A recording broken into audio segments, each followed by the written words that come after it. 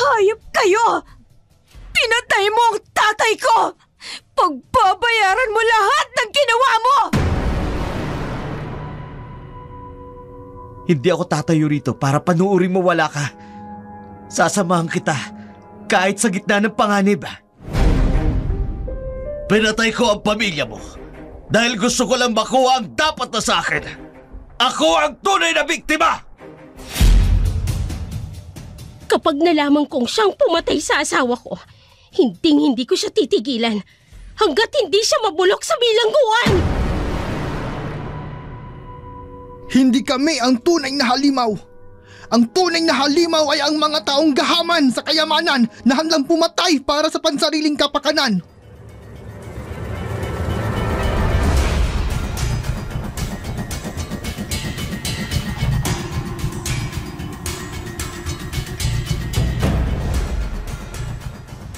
Anong klaseng halimaw kaya ang pumapatay ng walang awa at hindi mag-iwan ng bakas?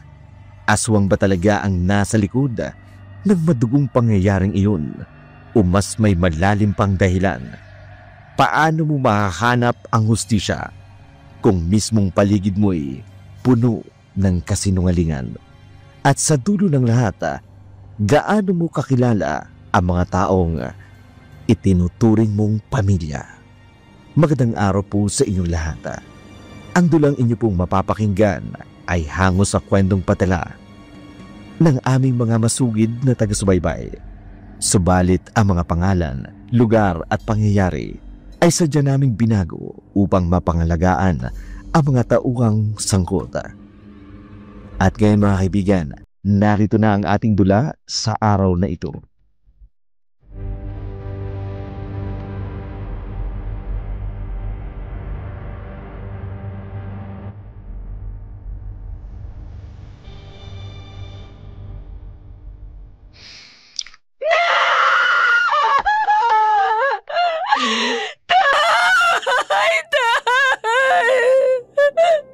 Hindi pwede to! Hindi! Panaginip lang to! Tatay! Christine! Buksan mo tong pinto! Tatay! Christine, please! Buksan mo ang pinto! Hindi! Christine, anong nangyari? Mike! Mike!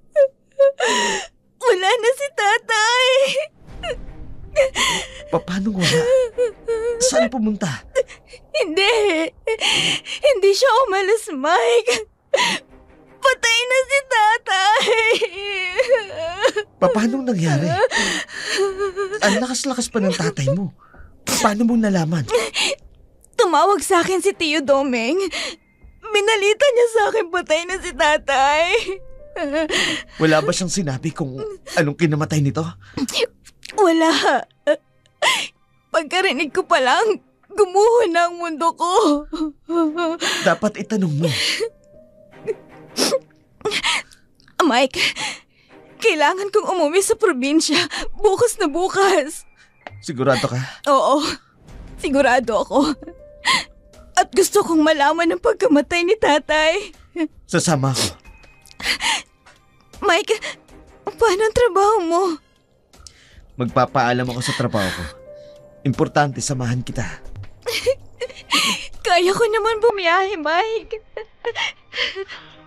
Mahalaga pa rin samahan kita. Boyfriend mo ko.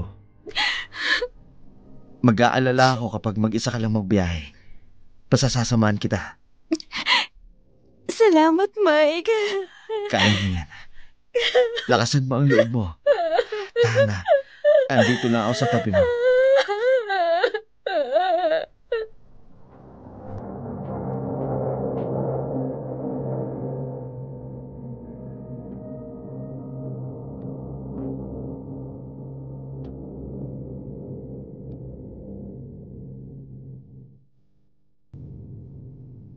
Naibsan ang sakit na nararamdaman ni Christine dahil sa yakap ni Mike. Mahigit 1 taon na sila ni Mike. Kasangga niya ito sa anumang bagay. Sabay nilang tinapos ang gabi nang magkayakap dahil ayaw ni Mike na isipin ni Christine na mag-isa lamang siya sa buhay. Kinabukasan, maagang nagising si Mike para magpaalam sa kanyang trabaho. Abala si Christine sa paghahanda para sa kanyang pag-alis. Ilang oras na lang ang lumipas. Inilabas niya ang lahat ng kanyang mga gamit na dadalhin. Nag-aantay na pagdating ni Mike. Maya-maya pa sakay ng isang motorsiklo si Mike, huminto sa harapan ni Christine. Ang ipinagtataka niya dahil hindi man lang ito nakapag-ayos.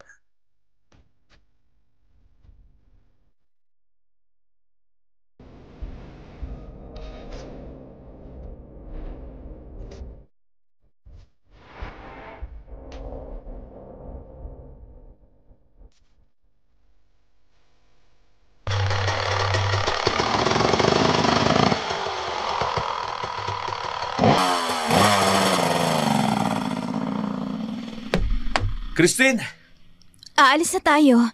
Bakit hindi ka pa nakapag-ayos? Hindi ako makakasama. Ano? Hindi ako pinayagan ng head namin. Kasi marami pa daw project na kailangan naming habulin. Ganun ba? Ayos lang. Sabi ko naman sa'yo, kaya ko naman bumiyahe mag-isa. Oo nga, kagabi mo pa yung sinasabi. Pero iahatid kita sa sakayan ng bus. Baka may trabaho ka pa, Mike. Kaya ko naman. Hindi, hayaan mo na ako. Kahit man lang dito matulungan kita. Tsaka para masigurado ko na rin yung sasakyan mo. Para makuha yung plate number. Para kung sakali man. Kung ano mangyari. Mag-iingat ka na. Sige, tatawag ako kapag nandun ako. Tandaan mo, susunod ako.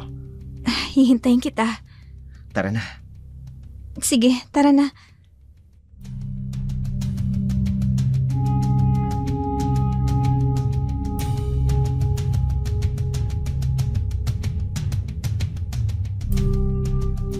Hindi na nakatanggi pa si Christine nang ihatid siya ni Mike sa sakayan ng bus dahil alam niyang nag-aalala ito sa kanya. Hindi naman malayo ang sakayan ng bus sa kanila kaya ilang minuto lang nakarating na sila doon. Naghanap ng masasakyan, mabuti na lang may isa pang bus na paalis papunta sa lugar ni na Christine. Bago ito tuluyang umalis, nangako si Mike na susunod agad siya kay Christine kapag natapos niya na ang trabaho. Niyakap niya ng mahigpit ang nobyo sa loob ng bus habang nasa biyahe. Iniisip niya pa din ang tatay niya. Mas lalong hindi niya mapigilan ang mapaiyak. Hapon na nang makarating si Christine sa kanila na agad naman siyang sinalubong ng kanyang tiyuhin na si Doming.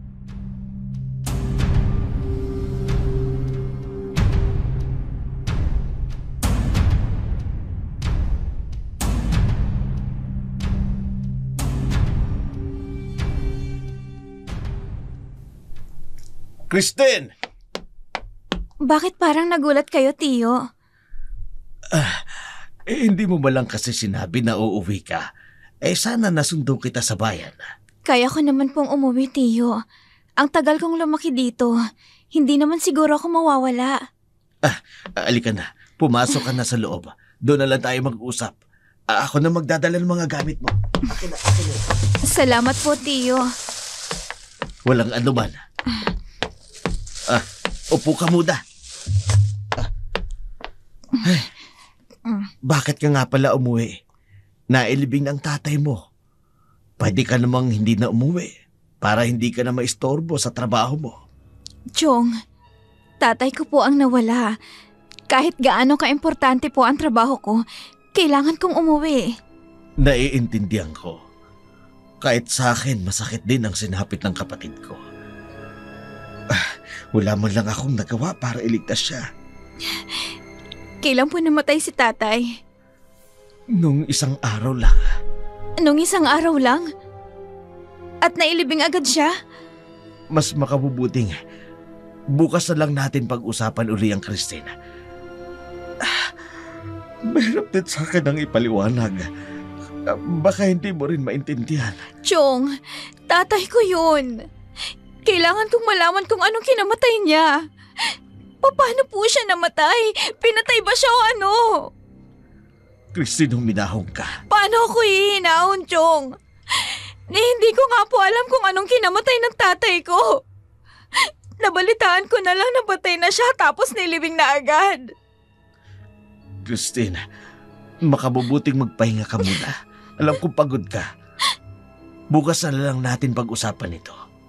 Bakit hindi pa ngayon, Chong? Dahil ayokong masaktan ka. Ayokong mag-alala ka tulad niyan. Christine, intindihin mo ang sitwasyon. Oras na malaman ko kung sinong pumatay sa tatay ko. Hindi ako titigil hanggat hindi siya mabulok sa bilangguan. Christine, alam ko masakit para sa'yo ang pagkawala niya. Pero higit na masakit din sa akin dahil kapatid ko siya. Kailangan natin mag-ingat. Dahil hindi natin kaya. Lalo ka na. Pero Chong, Ihatid na kita sa kwarto mo. Doon ka na lang muna sa guest room. hindi. Gusto kong matulog sa kwarto ni tatay. Hindi ka namin papayagang pumasok sa kwarto ng kapatid ko. Hanggat hindi pa tapos ang...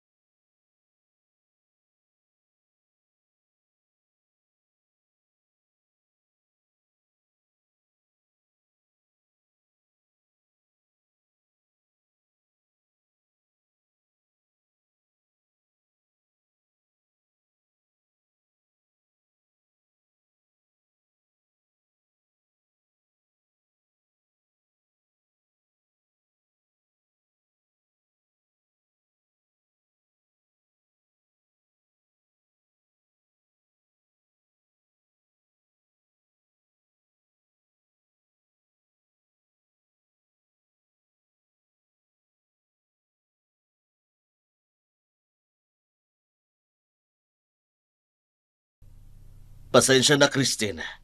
Hindi na ako nakapagpaalam sa iyo kanina. May importante ako nilakad. Kumain ka na ba? Halika, may binili akong pagkain. Saluhan mo ko. Kumusta nga pala doon sa Maynila? Ayos lang naman po. Medyo marami lang ginagawa. Tiyo, may alam po ba kayo sa pagkamatay ng tatay ko?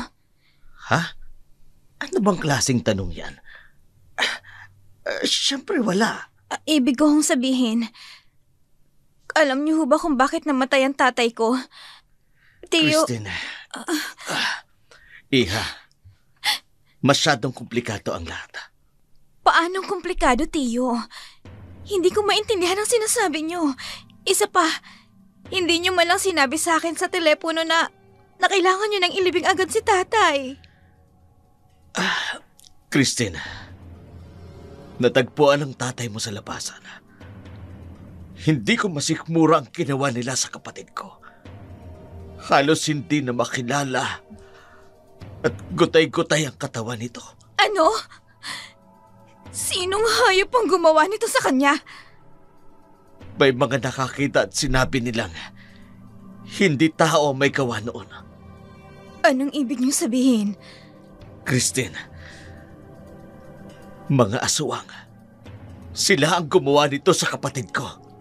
Ano? Oo. Minsan ang tinakot nito ang kapatid ko. Kaya natatakot ako sa kapakanan mo, Christine. Kailangan mong umalis dito sa lalong madaling panahon. Hindi. Hindi ako aalis dito hanggat hindi ko nakukuha ang ustisya para sa tatay ko. Wala kang magagawa sa kanila. Tingnan mo ito. Kalmot ng aswang. Pati ako sinalakay. Pinagtangkaan nila ang buhay ko. Pero hindi sila nagtagumpay. Ngayon sigurado ako. Baka ikaw ang isunod nila. Pupuntiryahin nila ang mga kamag-anak ng kapatid ko. Anong kasalanan ng tatay ko sa kanila? Bakit nila gagawin ito? At anong kasalanan ko sa kanila? Hindi ko alam. Nag-aalala lamang ako sa kapakanan mo, Christine. Kaya mas makabubuting lisanin mo na ang lugar na ito at kalimutan mo na lang... Hindi, Tiyo! Hindi ako aalis dito at haharapin ko silang lahat. Christine, masyado mong pinalalala ang sitwasyon. Buon na ang desisyon ko, Tiyo. Hindi ako aalis dito hanggat hindi ko maigaganti ang tatay ko. Christine! Saan ka pupunta? Christine!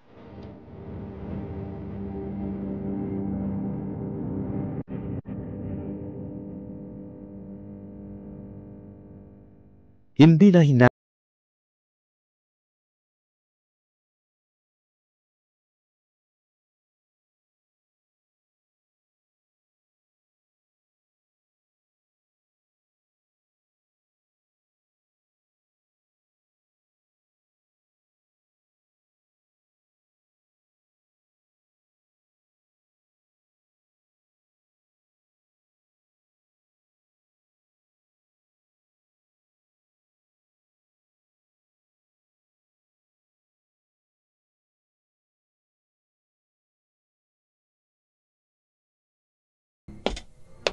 Christine!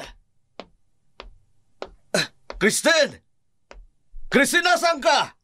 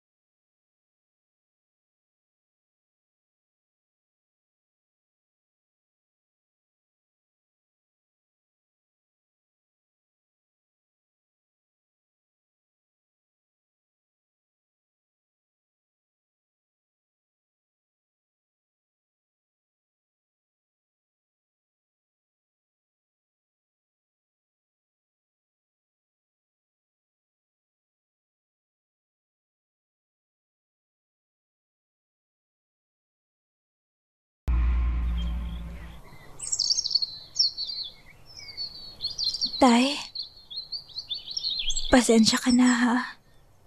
Wala man lang akong nagawa para iligtas ka. Kung pwede lang sanang ibalik ang panahon. Hindi na ako nagtrabaho sa Maynila at nanatili na lang sa tabi mo. Tay, alam kong masaya ka na ngayon dahil kasama mo na si nanay. Na matagal mo nang pinapangarap. Pero hindi ko akalain na sa ibang pamamaraan ko kunin ang buhay mo. Sorry ah. Hindi man lang kita naipalibing ng maayos. Hindi ka man lang naiburol bago ilibing. Tay, pangako ko sa'yo, hindi ako titigil sa paghahanap sa taong gumawa nito sa'yo. Aswang man siya o tao. Hindi ko siya patatawarin. Gagawin ko ang lahat para makamit ang hustisya at magbayad ng gumawa nito. Kung maaari, ilalagay ko sa mga kamay ko ang batas. Gagawin ko. Papatayin ko sila. Igaganti kita. Sige, tay. Magpapaalam na po ako. Baka hinahanap na po ako ni Tiyo Domeng. Mahal na mahal ko po kayo.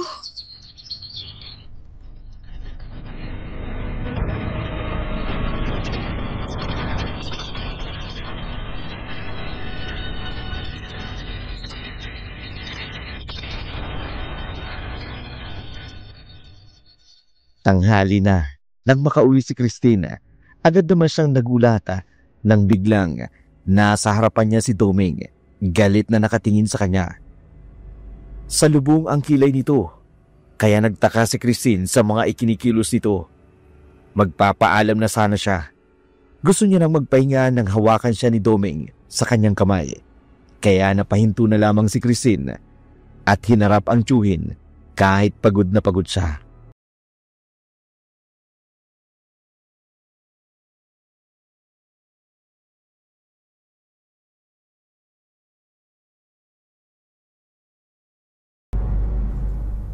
Saan ka nang galing, Christine? Bakit ho? May problema ho ba, Tiyo? Hindi ba sinabihan na kita na huwag kang aalis ng bahay na ito? Pero Tiyo... Christine, hindi ka ba nakikinig? Kailangan ko bang ipaalala sa'yo uli ang lahat ng nangyari sa tatay mo? Nang pumasok yan sa kokote mo? Tiyo, ano po bang nangyayari sa inyo? Hindi ka pwedeng umalis ng bahay. Hindi ka pwedeng mawala rito. Teka nga, Tiyo. Magkalinawan nga po tayo. Una, hindi kita magulang. Pangalawa, pumunta lang ako sa puntod ng tatay ko para kumustahin siya. At panghuli, wala ho kayong karapatan na ikulong ako dito sa bahay. Christine! Hindi ko alam kung anong nangyayari sa inyo. Pero Tiyo, sana naman, huwag niyong ipagkait sa akin na makita at madalaw ang tatay ko. Inilibing niyo na nga siya nang wala man lang pasabi sa akin. Christine, sorry. Nag-alala lamang ako sa'yo. Nag-aalala? Bakit, Tiyo? Kanina pa kasi kita hinahanap. Hindi mo maiaalis sa akin ang mag-alala sa'yo. Kung nag-aalala ka sa akin, Tiyo, naiintindihan ko yun. Pero kung pagbabawalan mo ako sa gusto ko, hindi na ho tama yun. Christine, I'm sorry. Nabigla lang ako. Saka, isa pa na ipangako ko sa tatay mo na kahit anong mangyari, ituturing kitang anak ko, kaya hindi ko talaga maiwasan na hindi mag-alala sa'yo. Wala naman po akong ibang pinuntahan eh. Doon lang naman po sa puntod ni tatay. Christine, makinig ka. Masyadong delikado para sa'yo. Lalo pat hindi pa nahuhuli ang pumatay sa tatay mo. Paano kung balikan kanila? Paano kung patayin ka din ng mga aswang na yun? Katulad ng pagpatay sa tatay mo. Bakit babalikan? Anong kasalanan ko sa kanila? At anong kasalanan ng tatay ko? Bakit nila pinatay ang tatay ko? Hindi ako matatakot sa kanila. Igaganti ko ang tatay ko, Tiyo. At hindi ako papayag na hindi magbayad ang mga kriminal na yon. Hindi mo alam ang sinasabi mo, Christine. Hindi mo alam kung ilan sila at kung anong klaseng hayop sila. Nakahanda ako sa lahat ng mangyayari, Tito. Ang mahalaga sa akin ngayon ay ang mabigyan ng hustisyang pagkamatay ng tatay ko. Bakit ba hindi ka nalang bumalik sa Maynila? Doon tahimik ang buhay mo. Ako na bahala dito sa lahat. Hindi naman ako tumitigil sa paghahanap ng hustisya para sa pagkamatay ng kapatid ko, ng tatay mo.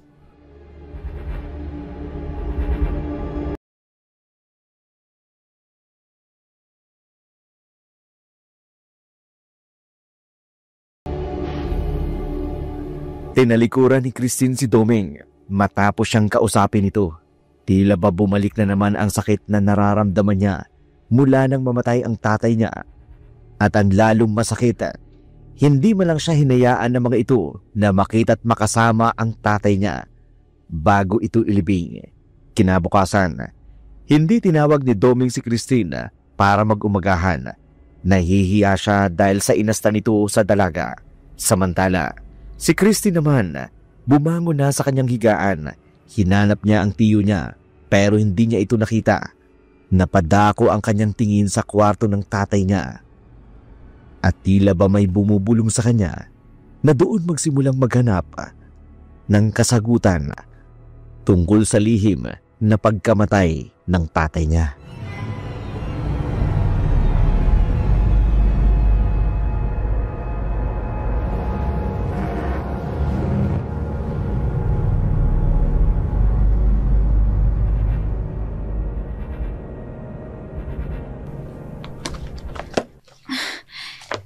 Ang dami pang mga gamit ni tatay dito. Ay, miss na miss ko na si tatay. Wala namang binigay sa akin si Tio ng death certificate ni tatay. Kailangan mahanap ko yun. Baka nandun ang susi para malaman ko ang ikinamatay ng tatay ko.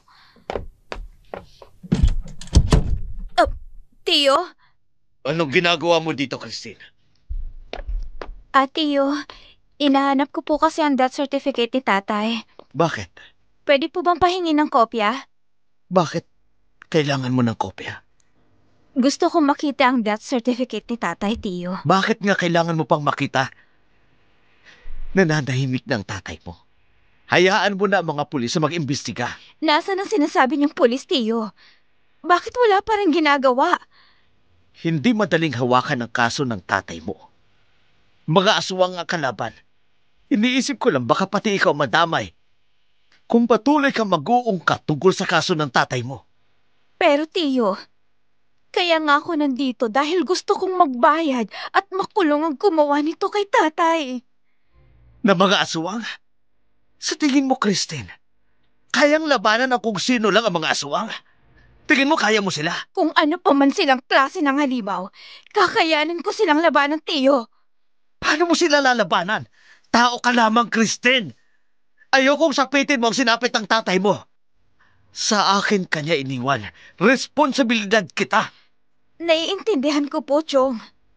Pero ano ho bang mali kung gusto kong makita ang death certificate ni tatay? Walang mali.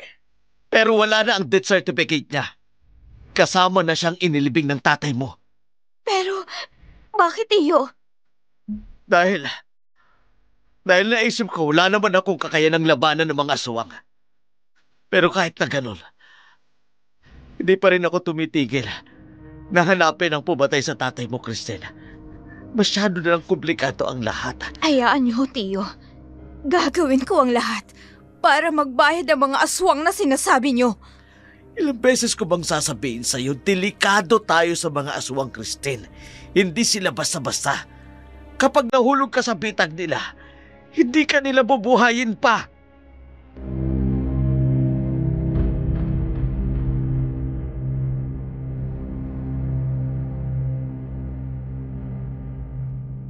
Nakaramdam ng takot si Christine dahil sa sinabi ng tiyo niya. Pero nangingibabaw pa rin ang pagtataka niya sa mga ikinikilos nito. Mga tanong sa isip niya kung bakit naisipan ni Doming na isama sa libing ng tatay niya ang death certificate. Kung bakit inilibing kaagad ang tatay niya na wala man lang paalam sa kanya. Dapat siya ang magdesisyon dahil siya ang anak ng namatay. Dahil desperado siyang malaman ang katotohanan tungkol sa pagkamatay ng kanyang ama, hindi na rin siya nagdalawang isip na pumunta sa munisipyo para magtanong o kumuha ng copy ng death certificate. Pagkatapos nito, mula sa sakayan habang pauwi si Christine, hindi niya maiwasang mapaiyak hawak ang kopya ng death certificate ng tatay niya. Pero pumukaw sa kanyang pansin ang dahilan ng pagkamatay ng tatay niya. Hemorrhagic shock due to the multiple stab wounds ang dahilan ng pagkamatay ng tatay niya.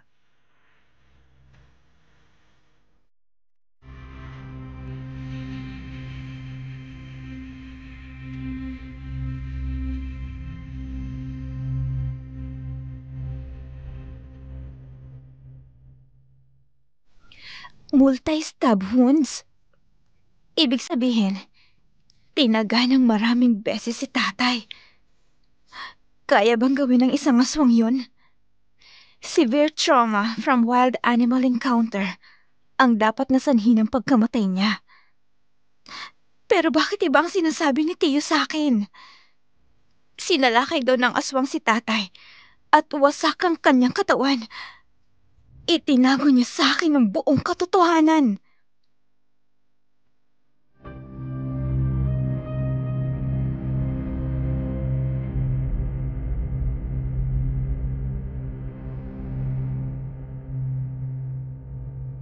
Maraming tanong sa isipan ni Christine mula nang malaman niya ang ikinamatay ng kanyang ama.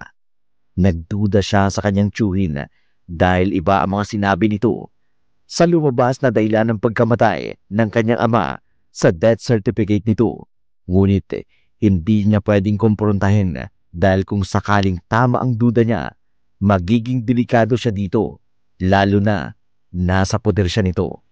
Pagdating niya sa bahay, wala ang kanyang tiyuhin. Ilang sandali pa'y bigla siyang nakarinig ng malakas na katok sa pinto.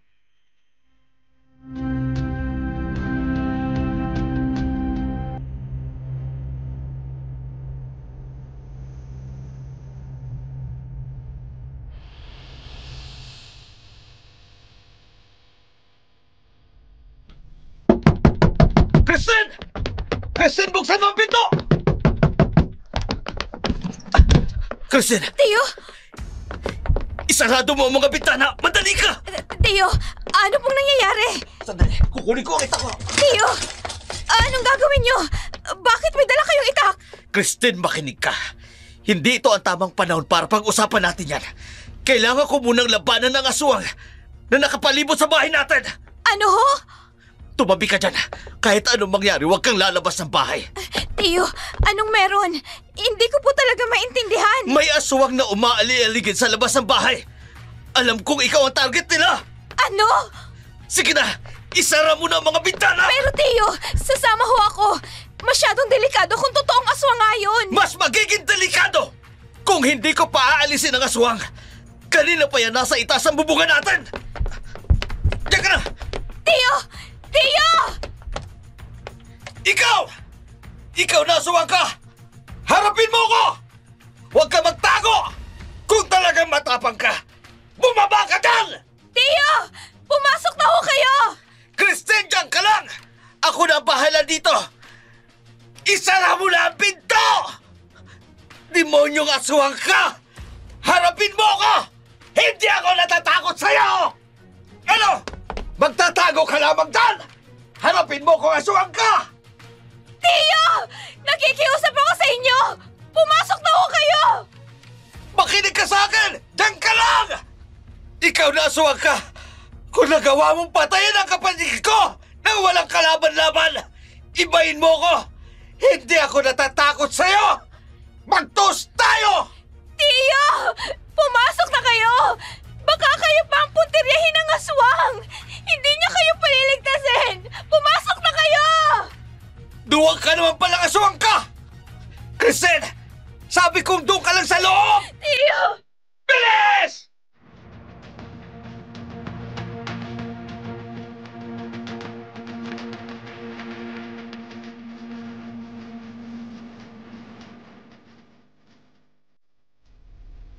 Nag-alala si Christine sa ginawa ng tiyo niya, pero sinunod naman niya ang sinabi nito. Ilang minuto lang, pumasok na rin si Domeng. Maya-maya ipiniliwanag nito na marami daw nakakita na may aswang sa bubungan nila. Nagpasalamat naman si Christine at walang nangyari sa tiyo niya. Ngunit ang binitiwan ni Domeng ng mga salita kay Christine, mas lalong nagpagulo sa isipan niya. Sinabi kasi ni Domeng na noon ay nasa biranda siya at pinagmamasdan siya ng aswang. Sa isip niya, totoo kayang siya talaga ang target ng aswang? Kaya biglang nawala ang pagdududa niya sa kanyang tiyuhin. Maya-maya pa'y nagpahinga na silang dalawa at natulog. Kinabukasan, isang lalaki ang kausap ni Domeng. Masinsinan ang pag-uusap nito, kaya nagtanong si Christine kung sino ang taong yon.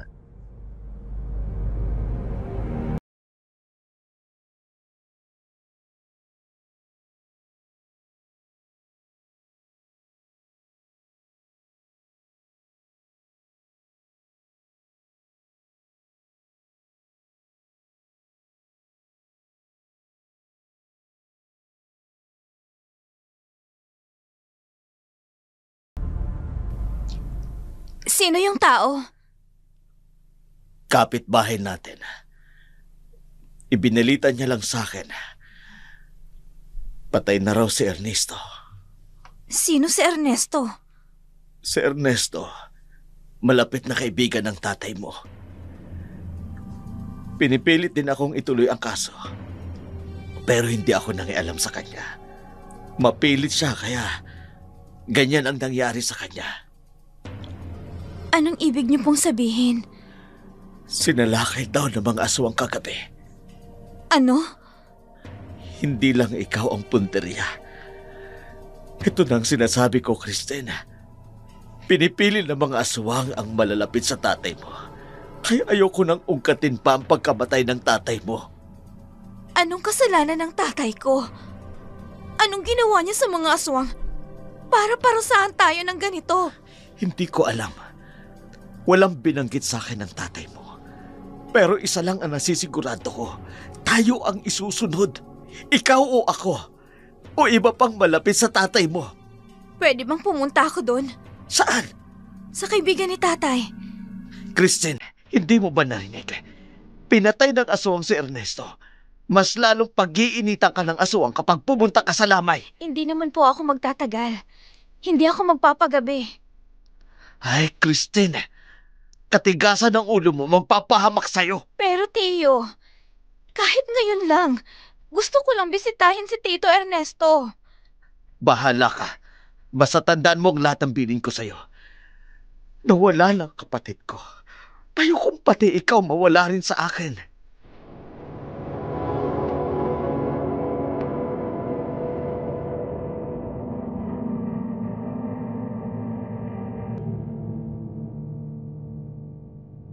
Hindi na nakatanggi pa si Doming sa kagustuhan ni Christine na pumunta sa lamay ni Ernesto kahit hindi niya ito masyadong kilala. Sinunod naman niya ang sinabi ni Doming. Hindi siya nagpagabi kaya bandang tanghali ay gumayak na ito papunta sa lamay. Ilang kilometro din ang layo sa pagitan ng pahin nila. Pagdating niya doon, marami ng tao ang nakikilamay. Hindi niya kilala ang mga ito, pero alam niya, kilala siya ng mga tao roon.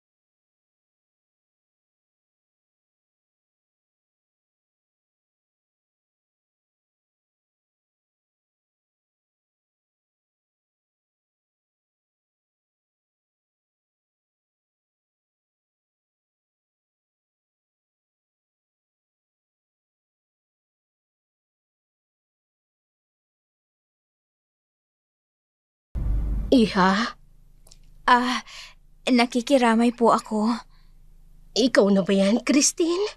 Ako to, si Tia Anita mo, asawa ni Ernesto. Matalik na kaibigan ng tatay mo. Mano po? Kaawang ka ng Diyos. Halika, pasok ka rito. Kailan ka pa umuwi?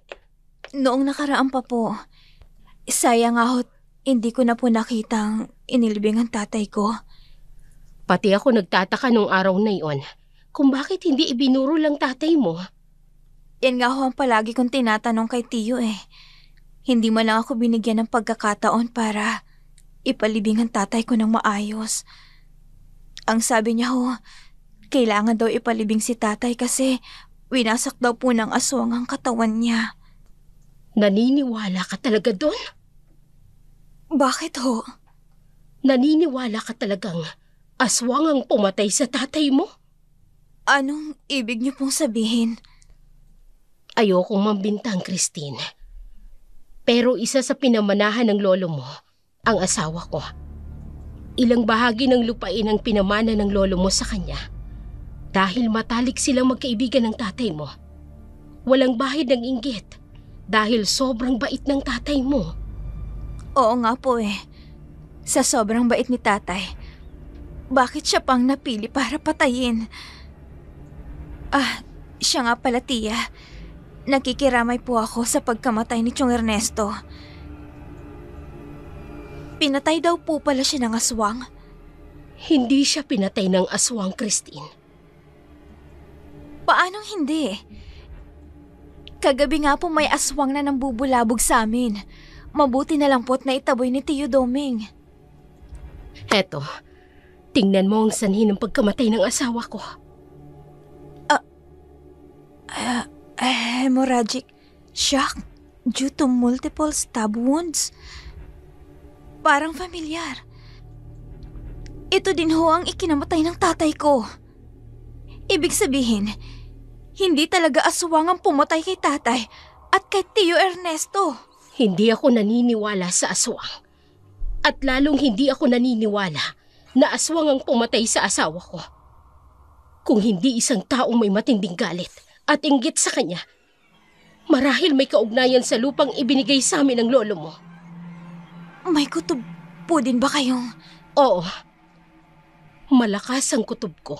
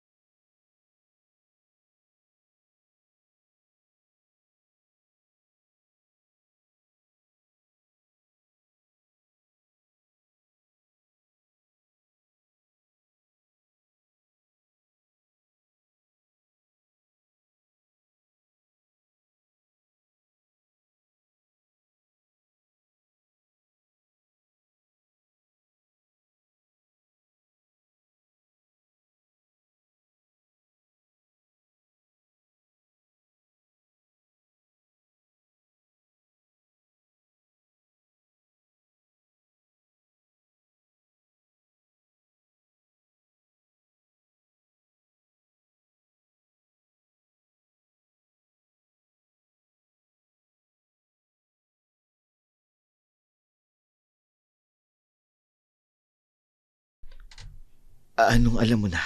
Na pinapaikot lang ako ni Tio Doming. Ano?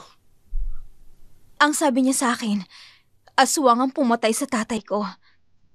Pero, hindi yun ang lumabas na cause of death sa death certificate ng tatay ko. Multiple stab wounds. Ilang beses na sinaksak ang tatay ko. May matinding galit ang gumawa nito sa kanya. Ibig sabihin nito, nagsinungaling nga sa'yo ang chong mo. Ganun na nga, Mike. Pero bakit niya gagawin yun? Hindi ba kapatid siya ng tatay mo? Hindi ko alam. Pati ako naguguluhan na. Lalo pa nang nakausap ko ang asawa ng kaibigan ni tatay. At tulad nito, ganun din ang ikinamatay niya. Katulad ng pagkamatay ng tatay ko. Hindi kaya may kinalaman ang chong mo sa pagkamatay nilang dalawa? Yun din na naiisip ko. Kaya minabuti ko na dito na muna tayo tumuloy. Dahil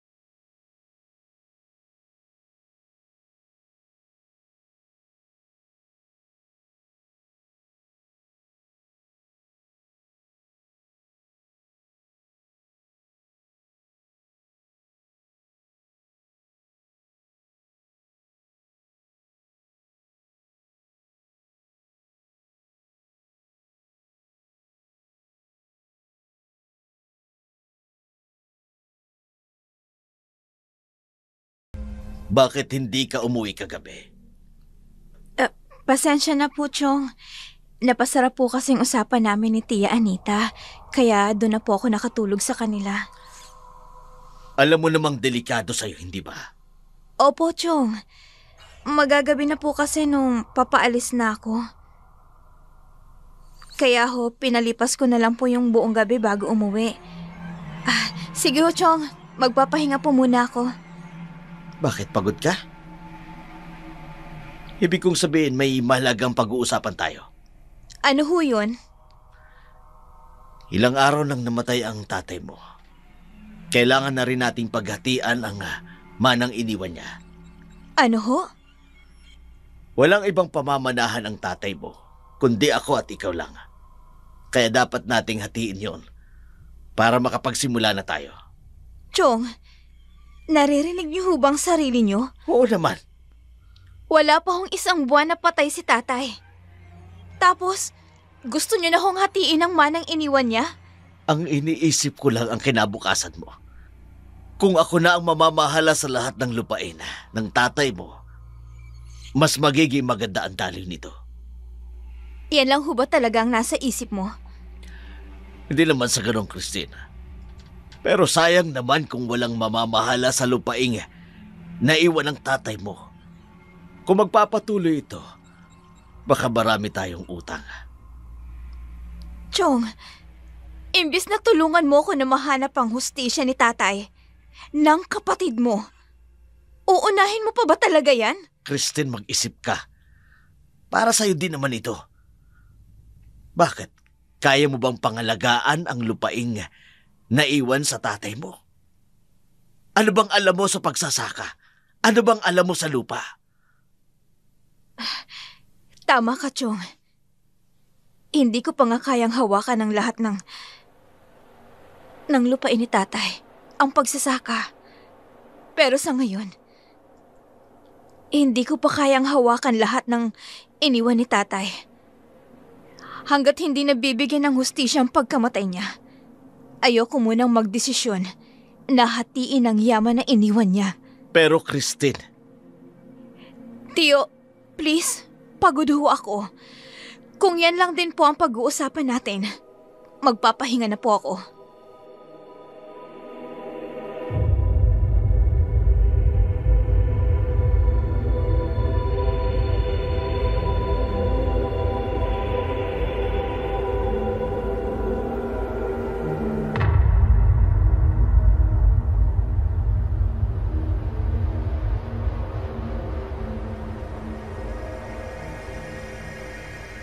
Masakit na marinig ni Christine ang kagustuhan ng kanyang tiyuhin.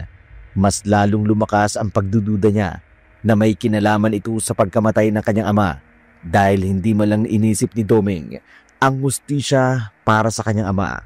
Kundi, mas inuna pa nitong paghatian ang yaman. Lumipas ang ilang araw. Napansin ni Christine na laging umaalis si Doming tuwing gabi. Ramdam pa rin niya ang takot at baka isang araw siya naman ang punteriyahin nito. Kaya pumunta si Christine sa hotel kung saan namamalagi si Mike. Pilit niyang tinatakasan ang kanyang tiyuhin. Gabi na nang makarating si Christine sa hotel, agad naman siyang sinalubong ni Mike. Nag-usap sila tungkol sa mga nalalaman ni Christine tungkol sa kanyang tiyuhin. Matapos ang kanilang usapan, nagplano silang dalawa. Ipakikilala ni Christine si Mike sa kanyang tiyuhin at magpapanggap silang aalis doon at matutulog si Christine sa tinutuluyan ni Mike nang sa ganong paraan masundan nila si Doming kung saan ito pumupunta tuwing gabi. Pasado 10:00 ng gabi nang makarating sila sa bahay ni Christine, naabutan niya ang tiyuhin. May kausap ito sa telepono pero nagpatay mali siya lamang sila nang maramdaman ni Doming ang presensya ni Christine at Mike. Agad nitong pinatay ang tawag.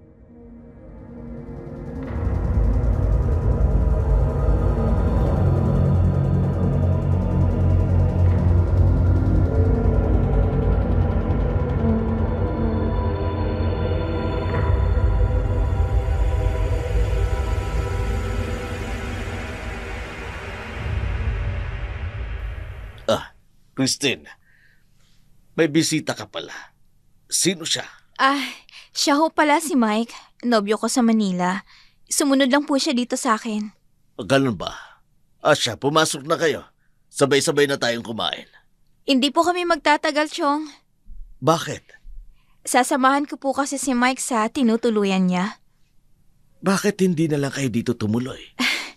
Nahihiya daw po kasi. Ano ba kayo? Para ko na kayo mga anak. Sige na, dito na lang kayo tumuloy. Sige ho, Tiyo.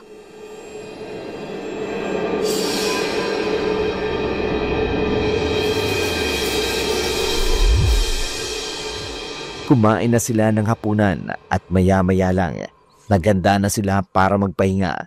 Gaya ng plano ni Christine at Mike, lumabas sila ng bahay. Pinarinig nila ang tunog ng motorsiklo na nirenta ni Mike noong pumunta.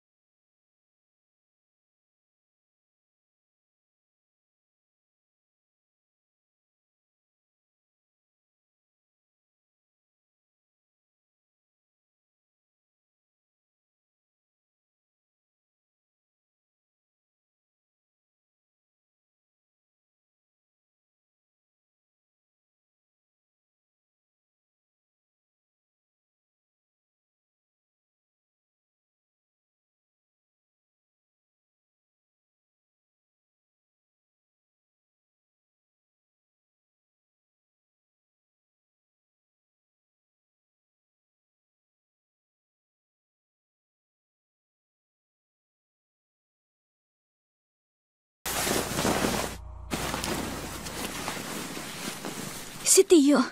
Huwag ka maingay. Susundan natin siya. Saan kaya siya pupunta? Hindi natin alam. Pero may dala siyang sako. Ano gagawin niya dun? Halika, dito tayo. Magsumbong na lang kaya tayo sa mga pulis. Andito na tayo, Mike. Konti na lang malalaman na natin ang sikreto ni Tiyo. Ayoko sumuko. Sige. Para matapos na to, na makahanap tayo ng ebidensya para mahuli ang tiyong mo. Teka, saan nagpunta yun? Hindi kaya nahalata niya na sinusundan natin siya. Imposible. Ang layo natin sa kanya. Teka, tingnan natin doon sa lumang bodega.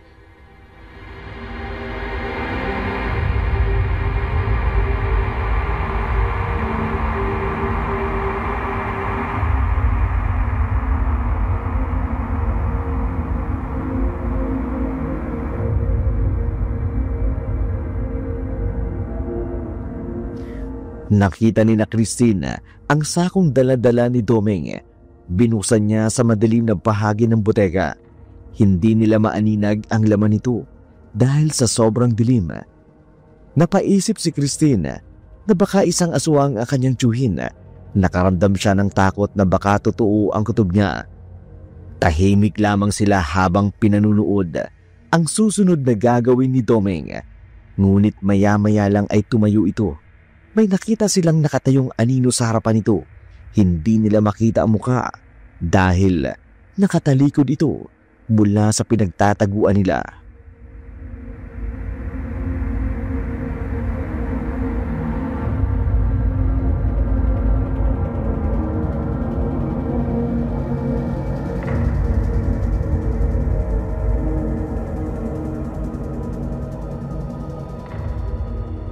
Dapat walang natitira na pwedeng patunay. Kailangan wala silang mahanap na palusot. Nasikaso ko na lahat. Sigurado ka ba? Paano kung may makaalam pa? Minsan ka nang pumalpak dahil nakalimutan mong idoktor ang death certificate ng kapatid ko. Nagkamali ako noon, pero nasisiguro ko na hindi na ngayon. Napaniwala ko silang lahat na aswang ang pumatay sa kapatid mo. Siguraduhin mo lang dahil dalawa tayong sasapit dito. Kapag nangyari yun, ikaw ang una kong papatayin. Walang ibang nakakaalam. Patay na si Ernesto at walang alam ang pamangkin mo. Oh, may tao ba dyan? Sino yan? Christine, dito, dali!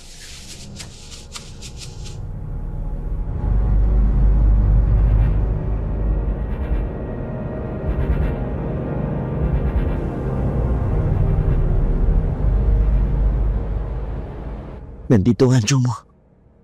Nang hindi makita ni Doming ang hinahanap niya, nagsimula na siyang maglakad pa uwi. Umalis na rin ang lalaki, samantalang sina Mike at Christine dumaan sa ibang daanan para mauna silang makauwi kay Doming. Pasado alauna na ng madaling araw. Nagpanggap sina Mike at Christine na natutulog habang nag-aayos si Doming ng gamit. Napansin niyang bukas ang pinto ng kwarto ni Christine. Pumasok siya dito. Sinubukan tawagan si Christine, ngunit walang sumasagot. Isinara niya ang pinto at umupo sa kusina. Habang sinusundan siya ni Christine, napansin ng dalaga na tila ba nawawala sa sarili ang kanyang tiyuhin. Ikinagulat naman ng dalaga ang unti-unting pagkawala sa sarili ng kanyang tiyuhin. Maya-maya pa'y bumalik na siya sa kanyang kwarto. Nag-isip kung ano ang gagawin. Hindi niya namamalayan ang paglipas ng mga oras. Nakatulog na rin si Mike sa tabi niya habang siya naman ay patuloy pa ring nakatingin sa kisame. Nag-iisip. Mga bandang 6:00 ay naisipan niyang lumabas para magkape. Nakita niya ang kanyang tiyuhin. Nakaupo pa rin kung saan niya ito nakita noong madaling araw, kaya nagpanggap siyang bagong gising.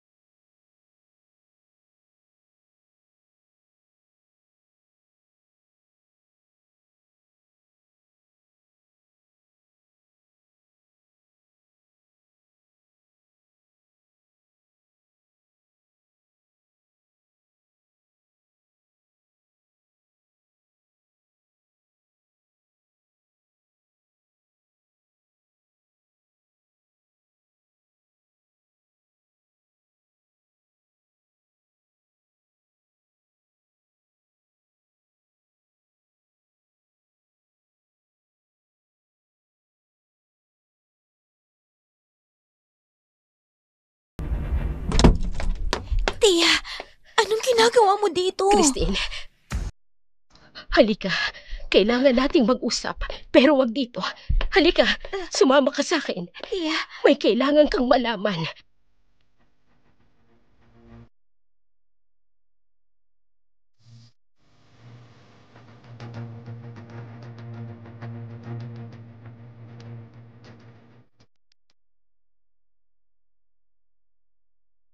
Ibinigay sa akin to ng asawa ko bago siya namatay. Ang sabi niya, kung may mangyari man sa kanya, dapat mo itong mabasa. Akin na ho. Christine, kung nababasa mo to, ibig sabihin, patay na ako. Hindi aswang ang pumatay sa tatay mo. May kutob ako na si Doming ang may gawa. Nakita ko siyang lumabas ng bahay niyo ng gabing namatay ang tatay mo. May dalang dugo ang damit. Sinubukan kong kausapin siya, pero binantaan niya ako. Ingat ka, anak. May mga dokumento ako na nakatago sa... Tia, hindi ko na humabasa ang iba. Meron po kasing mantsa ng dugo. Tia, bakit ngayon niyo lang po binigay sa akin to? Natakot ako, Christine. Pagkatapos mamatay ang asawa ko, at nung gabing pumunta ka sa bahay para makiramay, tumating si Doming doon. Hinahanap niya tong sulat. Ang sabi niya sa akin, kung may sasabihin ako sa pulis o sa inyo, susunod ako sa asawa ko. Nung gabing yun, nagsinungaling ako sa kanya na doon ako natulog sa inyo. Ibig ko bang sabihin, alam niya na may kutob na ako sa kanya? Maaari, hindi natin alam. Hindi na kasi kaya ng konsensya ko na tumahimik na lang habang hinahanap mong hustisya ng pagkamatay ng tatay mo.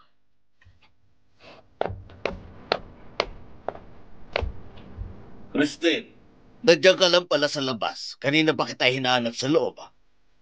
Anong ginagawa niyo ni Anita dito sa labas? Ha? Oh, wala naman, Doming. Napadaan lang ako.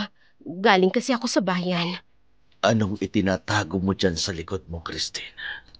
Wala ho, Tio. Huwag mo kong pinaglululoko. Okay na yung papel na yan! Okay na sa papel! Tanong ako! Okay na yung hawak mo! Huwag mong pakikialaman ng mga bagay na hindi mo naunawaan! Okay na yan! Chong! Pumasok ka sa loob! Akin na ho yan! Pumasok ka sa loob, Christine!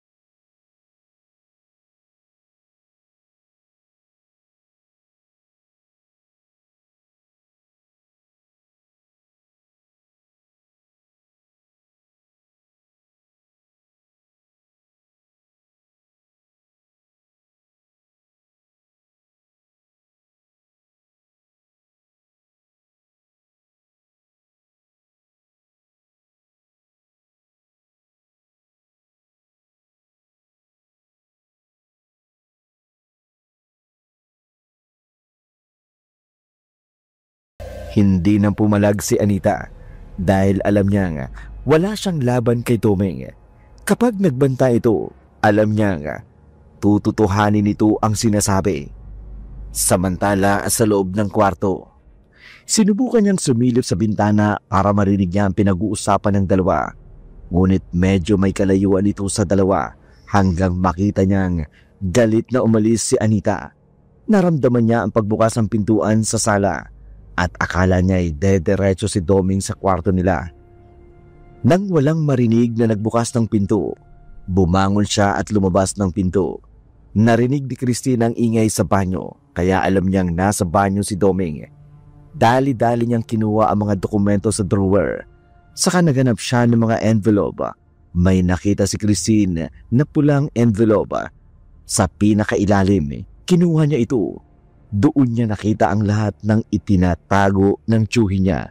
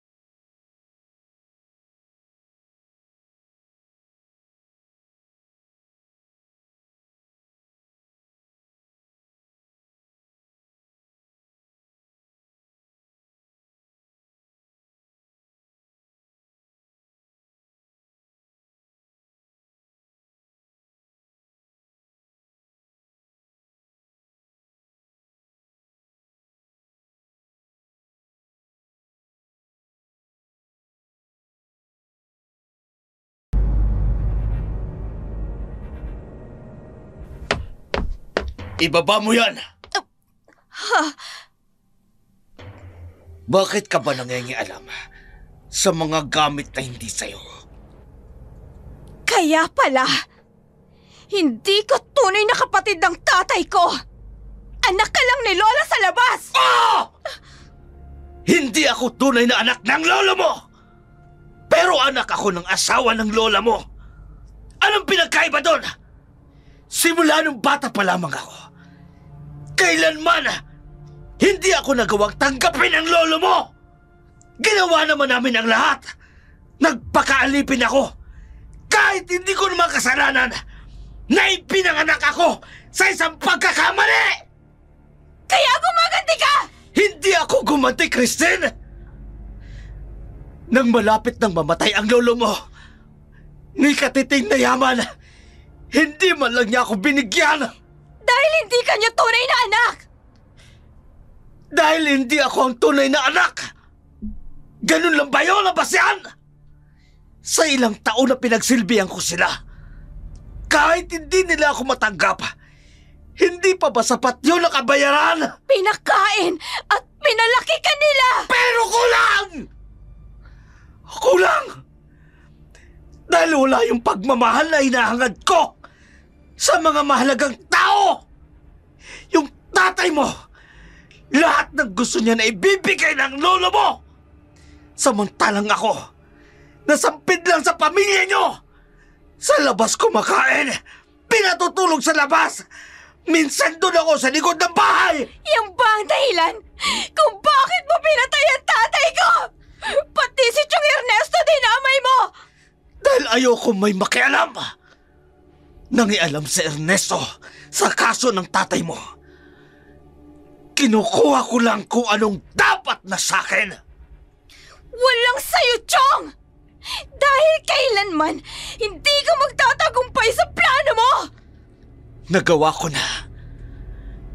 Nalason ko na ang lolo mo.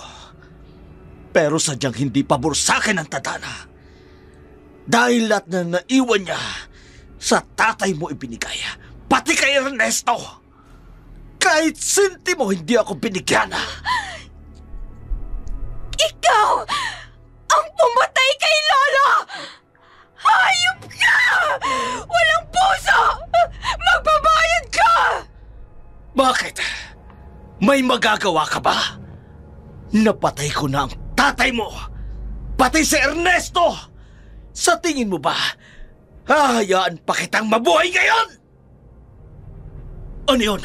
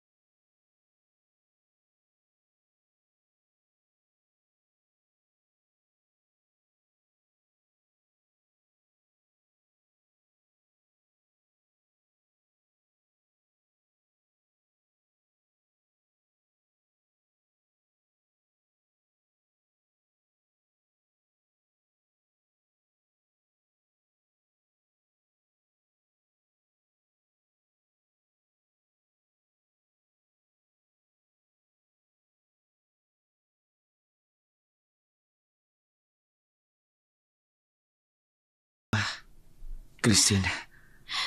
Oo. Ayos lang ako, Mike. Napalakas lang ang pagtulak sa akin ni Tio Domeng. Pasensya na, tagalan ako.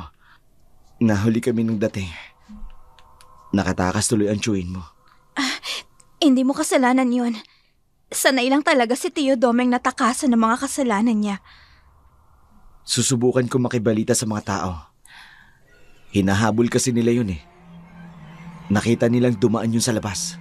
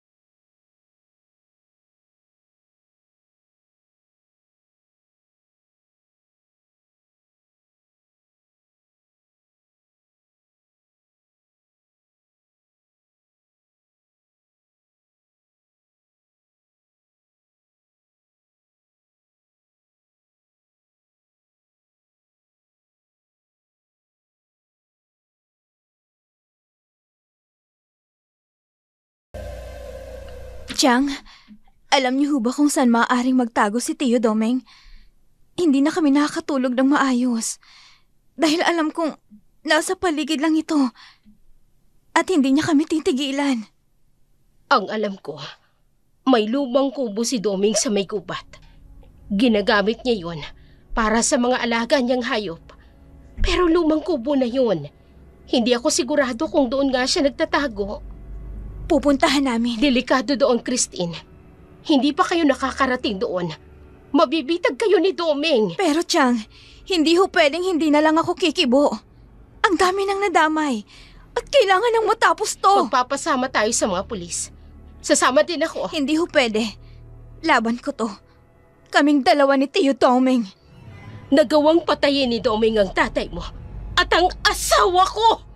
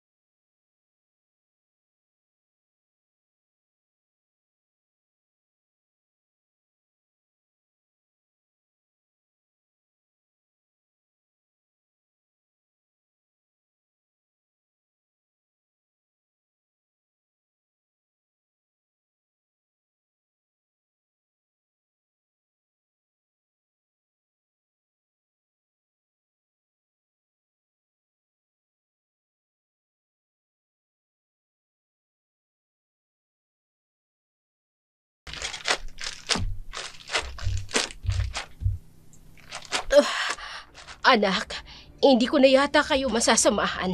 Yung pa ako kasi, medyo hindi nakakayanin na maglakad ng malayo. Ayos lang ho, Chang. Umuwi na lang ho kayo. Kami na po ni Mike ang bahala dito. Sigurado ba kayo? Opo, Chang. Ang dami ng pinagdaanan ng pamilya ko. Sa kamay ni Tio Doming. At kailangan ko nang tapusin to. Sige, Christine. Tatawag din ako ng mga pulis. Nang sa ganon, kapag nahanap niyo si Doming, mas mapadali siyang mahuli. Sige ho, Chang. Aalis na ho kami. Mag-iingat kayo, Christine. Baka magkatotoong sinabi nilang may aswang. Hindi ako natatakot sa mga aswang, Chang.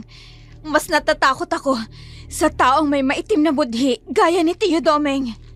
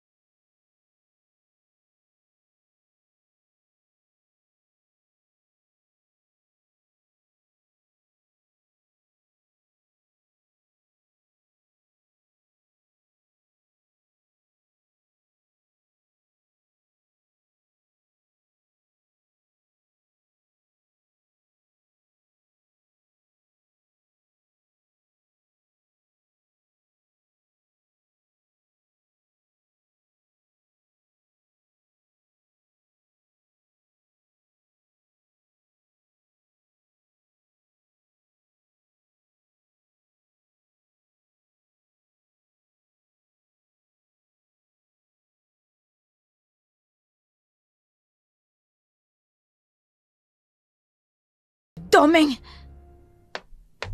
Anong ginagawa niyo rito? Paano niyo ko nahanap? Talagang may gana ka pang idokumento ang last will and testament ni Lolo. Ang kapal ng mukha mo! Tapos na ang lahat, Christine. Patay na si Ernesto. Patay na rin ang tatay mo. At lahat ng pag-aari nila, pag-aari ko na rin. Patay na nga sila. Pero nakatayo pa ako sa harapan mo. Ako ang nag-iisang tagapagmana ng lolo at ng tatay ko. Nasa akin na ang mga dokumento na nagpapatunay na sa akin ang lahat ng mamanahin mo. Mga dokumentong na dokumento? O mga dokumentong nagpapatunay na ikaw ang pumatay sa pamilya ko? Hindi pa tayo tapos, Tio Domeng. Mananagot ka sa ginawa mo. Wala akong ginawa. Kinuha ko lang ang dapat na sa akin. Sakim ka! Pinatay mo ang mga taong binigyan ka ng buhay! Hindi nila ako kailanman minahal. Oo! Sila ang bumuhay sa akin. Pero lahat ng yun ay kulang na kulang, Kristen. Buong buhay ko, akala ko noon, isa akong anak na tunay na anak ng lolo mo. Alam mo kung gaano kasakit yun? Kapag naaalala ko ang mga panahon kung paano ako trinato ng tatay mo kumpara sa pagtrato nila sa akin. Bakit, Kristen? Kasalanan ko ba? Kasalanan ko ba kung bakit pumatol si nanay? Sa iba, kaya isinilang ako. Pero ang ginawa mo sa tatay ko, kasalanan din ba niya? Kasalanan ba ni tatay na anak siya ni Lolo? At kasalanan ba niya na hindi ka nabigyan ng mana dahil sa galit ni Lolo sa'yo dahil naging bunga ka ng kasalanan ni Lola? Anong naging kasalanan ng tatay ko sa'yo? Bakit mo siya dinamay? Oo. Kasalanan lahat ng tatay mo. Dahil bata pa lamang kami, sa kanya na napupunta ang lahat ng atensyon ng lola at ng lolo mo. Inisip ko nga na sana'y dati pa lang pinatay ko na lang ang tatay mo nang sa ganon matutunan akong tanggapin ng lolo mo at hindi ka na nabuhay pa sa mundong ito. Inggit ng nananalitay sa katawan mo, Tiyo. Noong araw na pinatay ko ang tatay mo, yun din ang araw na nabasa ko ang last will and testament ng lolo mo.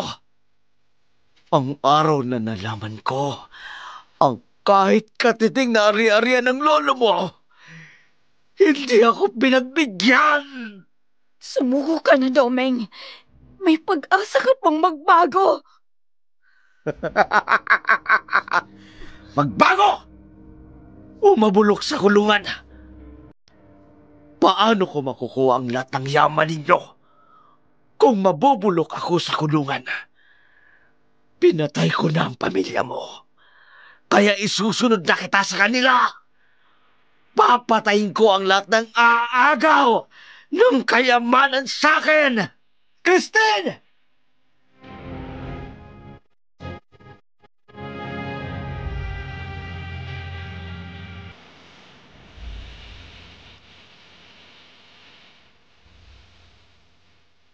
Tumakbo si Mike papunta kay Christina para protektahan ito.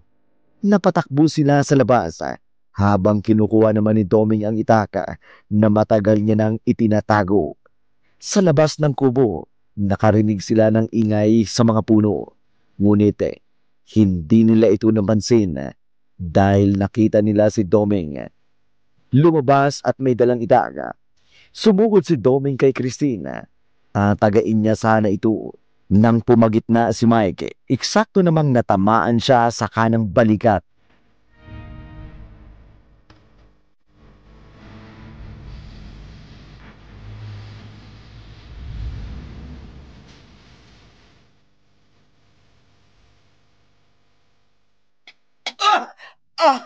Mike! Christina! Hayop ka talaga! Wala kang awa! Pumapatay ka na ng ilang tao! At ngayon, kaya-kaya mong pumatay para lang sa kayamanan! Isa kang hinayupak! Yeah! Christine! Hayop ka! Pinatay mong tatay ko! Pagbabayaran mo lahat ng ginawa mo! Mabubulok ka sa kulungan!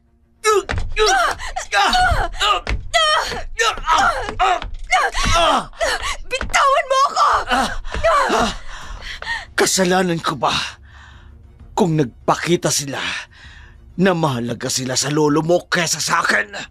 Ngayon, isasama kita sa kanila. Isusunod ko ang boyfriend mo para naman hindi ka malungkot sa langit.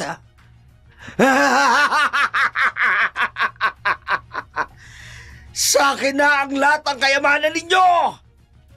Lahat ng ari-arian na matagal ko nang pinagplanuhan! Wala kang kwentang tao! Wala kang kwentang anak!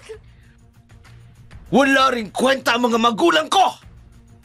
Matapos silang magpakasarap, hinayaan nila akong lapastanganin at gawing alipin ang lolo mo! Hindi pa rin magtatagumpay ang kasamaan sa kabutihan! Yeah!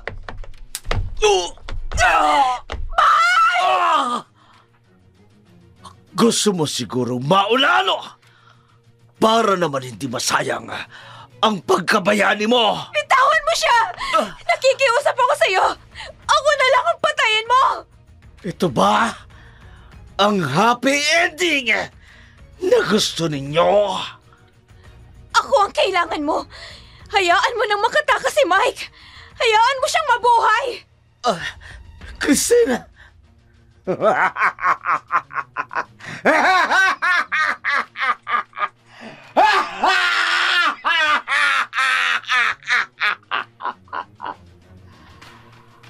Nakakatawa lang ano. Ganito mo talaga kamahal ang lalaking ito? Mainggit ka, Domeng. Dahil walang magmamahal sa'yo. Tulad ng pagmamahal namin sa mga magulang namin. Tumahimik ka! Sinong gusto mong unahin ko? Itong nobyo mo! Christina! Tumakas ka na! Duwag ka! Hindi ka lumalaban ng patas!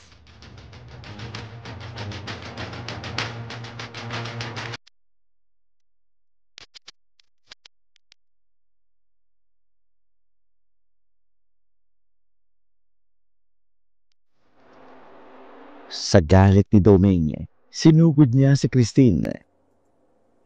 Sinubukan pa din ni Christine na tumayo, pero hindi niya na nakaya. Ganun na rin si Mike. Gusto niyang protektahan ang nobyo niya, pero hindi niya magawa. Sinusuntok ni Domeng si Christine hanggang sa maduwal ito ng dugo. Walang awang pinagtatawanan ni Domeng. Nangihina na si Christine, pero pilit niya pa rin lumalaban. Hanggang sa mapahinto si Domeng nang may marinig silang napakalaking ungol na nagmumula sa gubat. Isang nakatatakot na nilalang ang bumungad sa harapan ni Domeng na siyang ikinagulat nito. Pati na rin si Christine at Mike.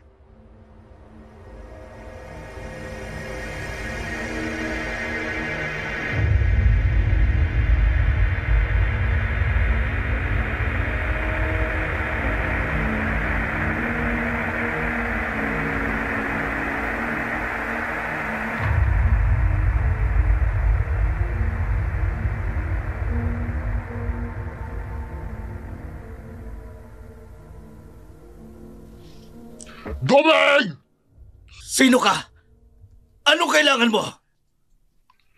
Andito ako para maningil, Domeng! Maningil? Bakit? May utang ba ako sa'yo? Nakalimutan mo na?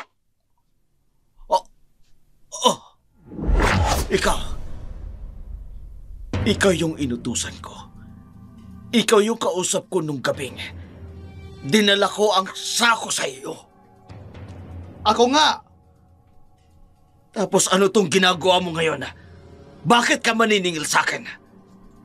Ginawa ko yon para mapalapit ang loob mo sa akin. Makapaghiganti ako sa ginawa mong pagpatay sa anak ko. Hindi ko sinasadya. Nagkataon lang na nakita niya ang ginawa kong pagpatay sa kapatid ko. Pinlalo ko ang lahat! Dahil alam kong darating ang araw na ito, papatayin kita! Huwag! Parang awa mo na! Hindi ko alam na anak mo yon. Ayoko pang mamatay. Ganyan na ganyan din ang pagmamakaawa ng anak ko sa iyo! Pero pinatay mo pa rin siya! Hindi mo man lang binigyan ng pagkakataong makatakas! Ah! Christine! Tulungan mo ako! Mike! Parang awa mo na!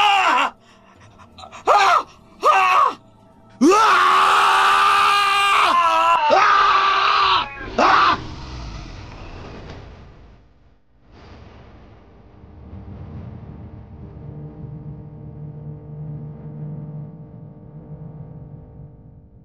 Walang awang tinusok ni Gardo si Doming sa tiyan nito. Gamit ang matatalas nitong mga kuko, hindi na siya nag-atubili pang pakinggan ang pakiusap ni Doming. Rinig sa buong kagubatan ang sigaw ni Doming. Nakita din ni na Christine at Mike ang ginawa ni Gardo kay Doming, pero hindi na sila nangialam. Puno ng takot ang nararamdaman nila dahil sa unang pagkakataon, nakakita sila ng aswang at iisa lang ang layunin nila, ang mapatay si Doming. Matapos ng ginawang pagpaslang ni Gardo kay Doming, dinukot pa nito ang lamang loob ni Doming. Walang awang kinain ito na para bang gutom na gutom. Napayakap na lamang si Christine kay Mike.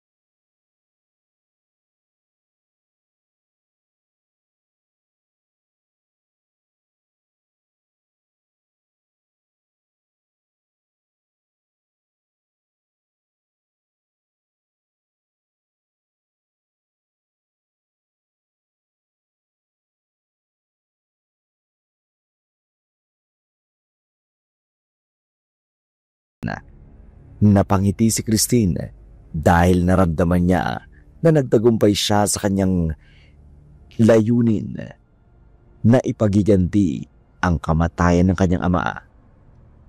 Hindi man niya inaasahan ang ganung paraan na mapapatay ang tiyuhin niya.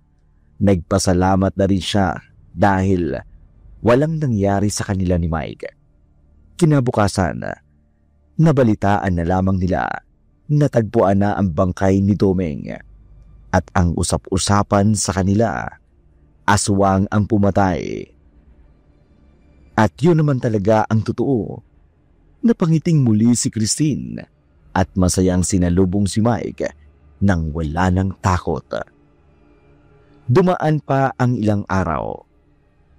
Nakuha na ni Christine ang lahat ng yaman na iniwan ng pamilya niya sa kanya. Inisip niyang ibigay sa charity ang kalahati ng minana niya sa kanyang tatay. Dahil alam niya, may mga taong nangangailangan ng pera na hindi kailanman makukuha ng isang araw. Ayaw din ni Christine na magtanim ng inggit ang mga batang nasa bahay ampunan, kaya mas minabuti niyang mag-donate ng konting tulong sa kanila. Nakausap din ni Christine si Anita at nang minsan magkasalubong sila sa isang lugar.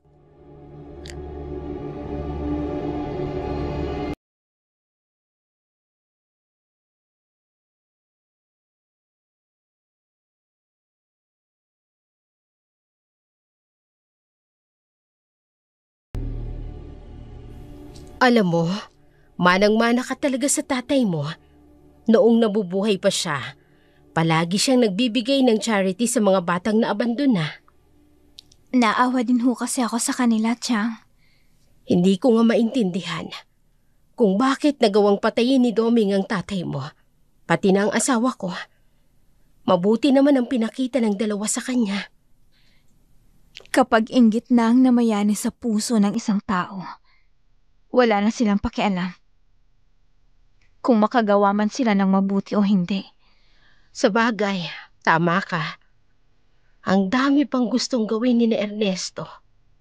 Ang dami pang negosyo ang gusto nilang ipatayo. Ang babata pa ng mga anak ko para maranasan nilang mawala ng tatay. Hayaan niyo ho, Chang. Pag-aaralin ko po ang mga anak niyo. Para ko na rin po silang mga kapatid. Salamat, Christine. Salamat din at nawala ng hayop na si Doming. Kung hindi, hindi tayo matatahimik. At mas lalo pa tayong matatakot. Halika na ho sa bahay, Chang. Sabayan mo na kaming kumain ni Mike. Nako, nakakahiya naman sa nobyo mo. Baka kung ano pang sabihin niya. Ano ka ba naman, Chang? Hindi naman iba sa atin si Mike. At saka, mabait naman na tao yun. Tingnan mo nga sumunod siya sa akin dito kahit alam niyang delikado. Sa bagay, tama ka. O sige na nga. Kukunin ko lang yung mga anak ko, ha? Para sabay-sabay na rin tayong kumain. Isamahan na kita, Chang. Sige. Halika na. Tara na ho.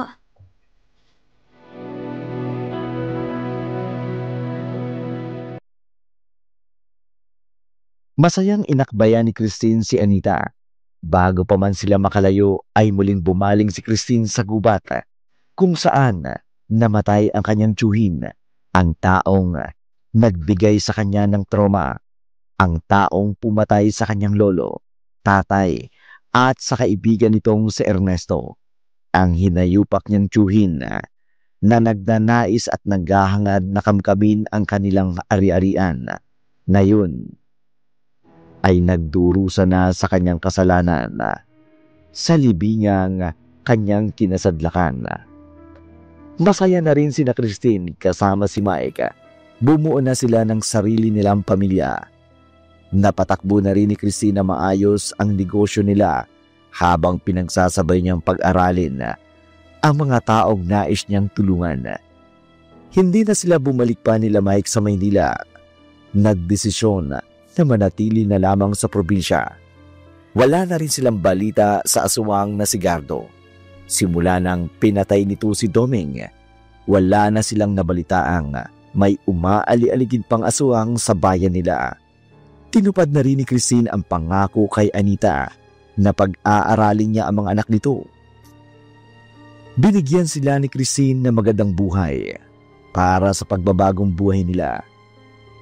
Hanggang dito na lamang ang kwento ni Christine kung saan sinubok siya ng katigasan para mapatumba ang taong pumatay sa kanyang ama.